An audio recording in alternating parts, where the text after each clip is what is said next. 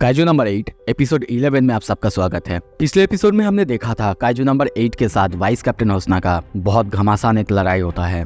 Kaiju number 8 किस तरीके से बस निकलने में सफल होता है, अब आगे। एपिसोड के शुरू में हमें दिखाया जाता है किकोरू को, जो कि मरे हुए काइजू के ऊपर बैठी हुई है और काप्का के बारे में ही चिंता कर रही है। जैसे कि काप्का उसी के सामने ट्रांसफॉर्म हुआ है, क्या वो काप्का के ऊपर ट्रस्ट कर सकती है?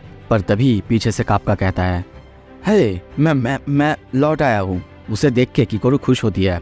तभी काप्का कहता है, सॉरी, मेरे वजह से तुम्हें चिंता करने की जरूरत पड़ी। ये सुन के किकोरू चिल्ला के कहती है, एक्सक्यूज मी, मैं चिंता कर रही थी? बिल्कुल नहीं। पर काप्का कुछ कहता उससे पहले ही हम देखते हैं वो वहीं पे गिरने लगता है। किकोरू जल्दी से बाहर से आके उसे पकड़ लेती है। काप्का की हालत हम बहुत खराब देखते हैं। वो कहता है सॉरी। तभी देखते हैं कुछ देर बाद वो बाहर से जाने लगता है। पीछे से किकोरू कहती है, ए रुको, कहाँ जा रहे हो तुम? वो कहता है, मुझे इचिकावा और यहारू के पास जाना होगा, पता नहीं वो लोग कैसे होंगे। पर तभी पीछे से किकोरू चिल्ला के कहती है, अरे तुम्हें क्या लगता है तुम वहाँ पे जाओगे और सब कुछ ठीक हो जाएगा? आई एम वेरी पॉजिटिव कि वो लोग बिल्कुल ठीक होंगे, क्योंकि डिफेंस फोर्स के लोग उनके साथ थे और उनके पास अच्छे खासे टेक्नोलॉजी है जिससे वो आराम से ठीक हो सकते हैं। तुमको चिंता करने की ज़रूरत बिल्कुल नहीं है। यह सुन के काप्का कहता है, यस मैम, और मन में सोचने लगता है, मैं 32 ईयर्स का हूँ और ये कितनी छोटी एक टीनेज गर्ल है जिससे मुझे लेक्चर मिल रहा है। किकोरू फिर चिल्ला के कहती है, इसके बाद से कभी भी ऐसे ट्रांसफॉर्म मत होना। तुम्हें पता है सब कोई वहीं पे थे और वाइस कैप्टन वो भी वहीं पे थे। मुझे शक है कि बहुत जल्दी ही तुम्हें ढूंढ लेंगे। उन्हें पता चल जाएगा कि तुम ही काइजू नंबर 8 हो। ये सुन के काप्का काफी घबरा जाता है। कुछ देर बाद हम देखते हैं वाइस कैप्टन होसना को, वो एक जगह चुपचाप बैठा हुआ है। तभी पीछे से आवाज आता है, वाह, तुमको कभी ऐसे नहीं देखा? क्या वो सच में इतना ज्यादा ताकतवर था? वहीं पे हम मीना आशिरो को देखते हैं। वाइस कैप्टन उसे देख के कहता है, हाँ बिल्कुल, बहुत ज़्यादा ताकतवर था। लगता है कि हमारे हाथ में एक डाइकाइजू लगा है। 5 साल बाद ऐसा फिर से हो रहा है। लकीली काइजू नंबर 8 ने किसी को मारा नहीं है। तभी मन में सोचने लगता है, पर कुछ तो गलत है, कुछ तो गड़बड़ है। मतलब वो मुझे अटैक कर सकता था, पर मेरे वेपन को अटैक किया है उसने। मुझे बार बार ऐसा लग रहा था जैसे कि मैं किसी काइजू से नहीं, इंसान से लड़ रहा हूँ। वो ये सब सोच रहा था। तभी वो जाने लगती है और कहती है, नो मैटर द टाइप, हर एक काइजू को न्यूट्रलाइज होना ही चाहिए। ये सुन के वो कहते हैं, बिल्कुल कैप्टन, बिल्कुल। तभी उनके कान में आवाज आता है इकारागु से। वो कहता है, सब कुछ तो ठीक है, पर एक चीज है जो कि आपको बताना है।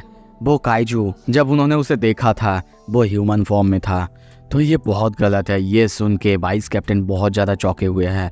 वो सोचता है, अरे एक काइजू जो कि ट्रांसफॉर्म हो सकता है इंसान में। सीन शिफ्ट होता है। कुछ देर बाद हमें न्यूज में इसी काइजू नंबर 9 के बारे में बताया जाता है। कुछ देर बाद हम देखते हैं क्लीन अप कंपनी से वो लोग आए हैं। उनके सामने वाइस कैप्टन उनसे मिलने आए हैं। वो लोग उसी मिसिंग बंदे के बारे में, मिसिंग वर्कर के बारे में पूछताछ करने आए हैं। वो बंदा कहता है, सर अगर मैं पूछ सकता हूँ तो क्या कुछ गलत तो नहीं हुआ है ना? अब वो हमारा वो वर्कर वो ठीक तो है ना? वाइस कैप्टन थोड़ी देर चुप रहता है और कहता है, हाँ बिल्कुल, हम लोग ढूंढ रहे हैं, हम लोग कोशिश कर रहे हैं कुछ भी हो, पर इसके लिए आपकी कोऑपरेशन की बहुत ज़्यादा ज़रूरत है। सीन शिफ्ट होता है। कुछ देर बाद हम देखते हैं वो और ओकोनोगी दोनों जाने लगते हैं। तभी वो कहती है, सर ऐसे हैंडल करना सब कुछ क्या सही रहेगा? मतलब एक काइजू जो कि ह्यूमन में ट्रांसफॉर्म हो सकता है, ये इन्फॉर्मेशन हम पब्लिक से छुपा रहे हैं सर। वो कहता है, पता नहीं, ये मेरा डिसीजन तो नहीं है, ऊपर से आया है, हमारे हाथ बंधे हुए हैं। पर तुम्हें एक चीज़ बता दूँ, ये अगर कोई नॉर्मल ह्यूमन का मरना या फिर मिसिंग होता तो फिर अलग होता। यहाँ पे एक काइजू जो कि ह्यूमन फॉर्म में रह सकता है, उनके बीच छुप सकता है, तो समझ सकते हो कि क्या हो सकता है। अगर किसी को पता चल जाएगा तो शक में ही वो एक दूसरे को मारना शुरू कर देंगे। ये ठीक नहीं होगा। स्टिल ये कुछ अलग है। हाँ, पर उससे पहले हमें इस बंदे को ढूंढना होगा। पर स्टिल ये थोड़ा सा वियर्ड है। तभी वो सोचता है कि एक काइजू जो कि ह्यूमन फॉर्म में है, और इतना ही नहीं, उसका फैमिली रजिस्टर भी है। तभी सीन शिफ्ट होता है। कुछ देर बाद हम उसी काइजू को रास्ते से जाते हुए देखते हैं। तभी पीछे से आवाज आता है, ऐसे मिडिल रास्ते में क्या कर रहे हो? वो बंदा उसके ऊपर गुस्सा करने लगता है। पर तभी देखते हैं काइजू नंबर 9 उसके ऊपर अटैक करने जाता है। पर तभी उसको क्रॉस करते ही सोचता है, नहीं, शायद मुझे नहीं करना चाहिए। और तभी शीशे में वो अपने चेहरे को देखता है और सोचता है, शायद मुझे अभी इसे मारना नहीं, बल्कि मुझे अपने फेस को चेंज करना चाहिए। और तभी वो बंदा गुस्सा करते हुए पीछे देखता है। पर तभी देखता है कि उसके सामने वो खतरनाक काइजू जो कि अपने मुंह खोले हुए उसकी तरफ आगे आ रहा है। वो डर जाता है और कुछ ही देर बाद देखते हैं चारों तरफ खून। सीन शिफ्ट होता है। कुछ देर बाद हमें गाड़ी में दिखाया जाता है वो काइजू अब चेंज हो चुका है। उसकी फेस पूरी तरह से चेंज हो चुका है और वो रेडियो में अपने ही बारे में न्यूज़ सुन रहा था। और सब कुछ खत्म होने के बाद वो कहता है, नाउ देन, अब मैं काइजू नंबर 8 को कैसे मारूं? उसका सर अभी भी हिल रहा था, वो कंट्रोल नहीं कर पा रहा था, इसीलिए सोचता है मुझे लगता है कि बहुत देर तक सोना होगा इसे ठीक करने के लिए। सीन शिफ्ट होता है, हम देखते हैं कि न्यूज़ में बताया जा रहा है काइजू नंबर 9, जो कि एक नया कोड नेम मिला है काइजू को। डिफेंस फोर्स अभी भी कोशिश कर रहे हैं उसे ढूंढने की। कुछ देर बाद हम देखते हैं रेनो वो उठ चुका है और उठते ही अपने सामने देखता है वहाँ पे कापका और किकोरू बैठे हुए थे। कापका देखते ही कहता है, हे यार, तो फाइनली तुम उठ गए पार्टनर। उसे देख के रेनो बहुत ज़्यादा खुश होता है और कहता है, सर आई एम ग्लैड कि आप सेफ हो। ये सुन के कापका उसके सर में मारते हुए कहता है, ये तो मुझे बोलना चाहिए डमी। रेनो उसकी तरफ देखते हुए कहता है, सर मैं ऑल्सो आपको थैंक यू कहना चाहता हूँ, आपकी वजह से मैं और यारू अब ठीक हैं। वो लोग ये सुन के शौक होते हैं और तभी पीछे से यारू चिल्ला के कहता है, हे तुम इस बुढ़े आदमी को ऐसे थैंक यू क्यों कह रहे हो? हमें बचाने वाला तो काइजू नंबर 8 था ना। रेनो कहता है, अरे तुम इसी रूम में हो? तभी देखते हैं किकोरू ये सब कुछ को संभालते हुए कहती है, अरे ऐसा नहीं, काइजू नंबर 8 ने ही तुम्हें बचाया था, पर हाँ वो उसको थैंक यू इसीलिए कह रहा था, उसने उसका कोड ढूंढ लिया था जिसकी वजह से हमारी बहुत ज़्यादा मदद हुई थी, इसीलिए।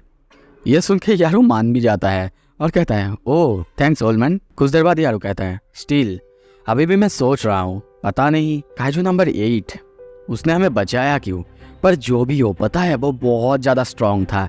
उसने एक ही बार में, एक ही मुक्के में काइजू नंबर 9 को उड़ा दिया था, उसके सर को बॉडी से अलग कर दिया था। ये बहुत कूल था, पता है, बहुत कूल। ये सुन के कापका खुश हो रहा था और दूसरी तरफ हम देखते हैं किकोरू उसे पीछे से मतलब क्या बोले मुक्का मार रही थी। सीन शिफ्ट होता है, कुछ देर बाद हम देखते हैं किकोरू हारुइची को बता रही थी कि वो लोग अभी ठीक है और जल्दी डिस्चार्ज होने वाले हैं। सीन शिफ्ट होता है, कुछ देर बाद हम देखते हैं उनके लिए वेलकम पार्टी रखा गया है। ये एक सरप्राइज पार्टी था जिसमें सभी थे, सभी बहुत खुश थे, उनको वेलकम कर रहे थे। कापका कहता है, पार्टी शुरू होने वाला है तो जल्दी से आ जाओ प्लीज़। वो ये कहता तभी दरवाज़ा बहुत ज़ोर से खुलता है और हम वहाँ पे बहुत सारे शेफ्स को देखते हैं जो कि बहुत खतरनाक लेवल के खाना लाए थे। यहाँ तक कि एक खाना का नाम था A6 grade Japanese black beef. Kapka ये देख के बहुत ज़्यादा हैरान है और हारुइची को कहता है, हारुइची ये सब क्या है? वो कहता है, अरे वेल मुझे पता नहीं था क्या ऑर्डर करना है, तो जो रीजनेबल प्राइस में था वही ऑर्डर कर दिया। ये सब कुछ देख के बहुत ज़्यादा महंगा लग रहा था, इसलिए कापका किकोरू से पूछता है, अरे इसका आखिर डील क्या है, प्रॉब्लम क्या है इसका? किकोरू कहती है, अरे तुमको इसके बारे में नहीं पता है हारुइची? क्या तुमने इज़ोमोटेक के बारे में नहीं सुना है? पता है ना तुम्हें, the biggest anti kaiju manufacturer वो उसी बंच में से आता है। ये सुन के कापका बहुत ज़्यादा शौक होता है। यहाँ तक कि किकोरू ये भी कहता है, पता है उसकी फैमिली बिल्कुल मेरी फैमिली की तरह ही बहुत रिच या फिर बहुत ऊपर है। तभी वहाँ पे हम वाइस कैप्टन होसना को देखते हैं जो कि यहाँ पे अब पार्टी में ज्वाइन करते हैं और बियर पीते हुए सबको कहते हैं, सब कोई अब अच्छे से एंजॉय करो, अपने इस दिन को एंजॉय करो। कुछ देर बाद देखते हैं सभी अपने अपने ड्रिंक्स और सब कुछ पीने और खाने लगते हैं, सभी बहुत ज़्यादा खुश है। तभी रेनो वाइस कैप्टन के पास जाके कहता है, थैंक यू वाइस कैप्टन, मैंने सबको कभी भी इतना ज़्यादा खुश नहीं देखा था, सब कुछ आपकी वजह से हुआ है। पर तभी वाइस कैप्टन कहता है, इतनी जल्दी मत बोलो, अभी तो सब कुछ शुरू होने वाला है। रेनो को कुछ समझ नहीं आता, पर तभी जब वो सामने देखता है कि सभी आपस में झगड़ने लगते हैं, सभी एक दूसरे के साथ लड़ने लगते हैं। यह देख के उसे बहुत अजीब लगता है। यह तक कि हारुइची ओई, उसके सर यानी कापका हिबिनो, वो भी लड़ रहा है। ये देख के वो कहता है, सर नहीं आप तो नहीं। पर पीछे से वाइस कैप्टन हंसे जा रहा है और ऐसे ही देखते हैं सभी आपस में लड़ते हुए जा रहा है। पर कुछ देर बाद सब कुछ थोड़ा सा चेंज होता है क्योंकि वो लोग ऐसे ही लड़ते लड़ते अब मिशन के बारे में बातें करने लगते हैं। अब वाइस कैप्टन कहते हैं, अब तुमको समझ में आया? कुछ देर बाद रेनो उन सबको अच्छे से नोटिस करता है और देखता है सभी अब अपने मिशन के बारे में बात कर रहे हैं, किसने क्या और कैसे किया, सभी इसी बारे में बात कर रहे हैं। ये देख के वो बहुत ज़्यादा खुश होता है और सोचता है सब कोई यहाँ पे स्ट्रांग बनना चाहता है। और ऐसे ही कुछ देर बाद हम देखते हैं वहाँ पे सब कोई आपस में झगड़ने लगते हैं, अपने इस रात को एंजॉय कर रहे हैं। पर तभी वाइस कैप्टन सबको बुला के कहता है, सब कोई चुप हो जाओ, एक अनाउंसमेंट है। सब कोई चुप हो जाते हैं, उनकी तरफ देखने लगते हैं। वो कंटिन्यू करते हुए कहते हैं, ये अनाउंसमेंट है कापका के बारे में। अपना नाम सुन के कापका बहुत ज़्यादा चौंकता है। वाइस कैप्टन कहता है, तुम्हारा जो काम था, तुमने जो ढूंढा है, उसकी वजह से हमारी यानी डिफेंस फोर्स की बहुत ज़्यादा मदद हुई है, तो अब से मैं तुम्हें प्रमोट कर रहा हूँ डिफेंस फोर्स ऑफिसर के रूप में।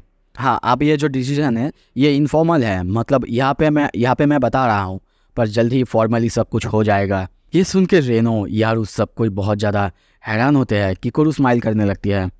तभी वाइस कैप्टन उसको देखते हुए कहता है, Kapka welcome to the defence force division officer. Reno और कापका एक दूसरे की तरफ देखने लगते हैं, बहुत ज़्यादा हैरान होते हैं और तभी वो दोनों मिलके एक साथ चिल्लाने लगते हैं। अब आगे क्या होगा, डिफेंस फोर्स ऑफिसर बन गया है, अब सबके साथ उसे भी लड़ने जाना होगा। ये एपिसोड यहाँ पे ख़त्म करते हैं। देखने के लिए मेरे चैनल को सब्सक्राइब कीजिए। Thank you so much.